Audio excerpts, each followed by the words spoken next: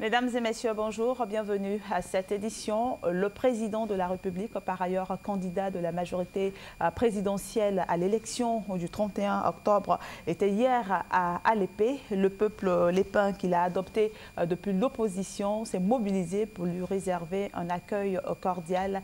Les explications de Maxime Zobo.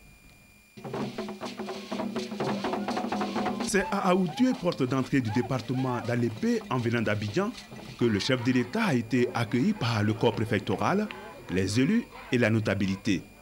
Ici, le président Laurent Gbagbo a été fait chef suprême de la génération Ablakoué par le chef du village d'Aoutoué, Mbéché Niango Bruno. Puis il lui a offert 2 portraits sculptés du couple présidentiel. C'est fort de ses attributs, donc ouin, que Laurent Gbagbo a mis le cap sur Alépé où le peuple lépin, à travers une mobilisation des grands jours, tenait à rassurer son digne fils quant à sa détermination à lui faire obtenir la victoire au soir du 31 octobre 2010.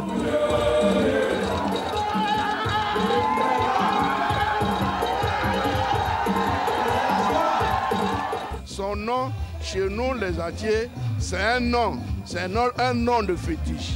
Gbagbo en entier, c'est quelqu'un qui dit la vérité. C'est quelqu'un qui sait prévenir l'avenir.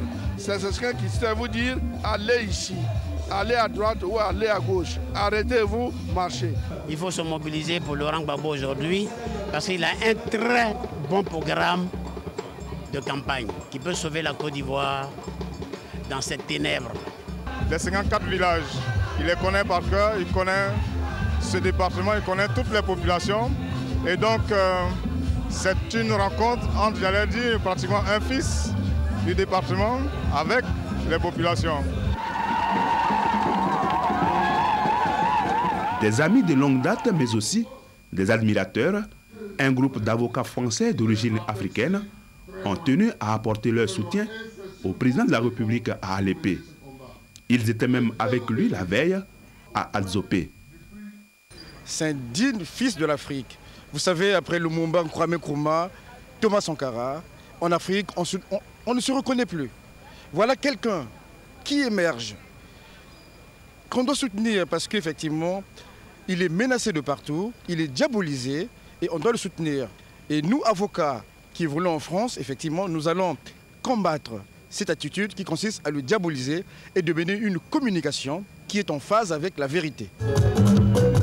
À l'image de tout le peuple atié, Alépé a une histoire avec le président Laurent Gbagbo. En 1990, face au père de l'indépendance, Félix Houphouët-Boigny, Alépé a donné 93% de ses voix à Laurent Gbagbo, l'opposant historique.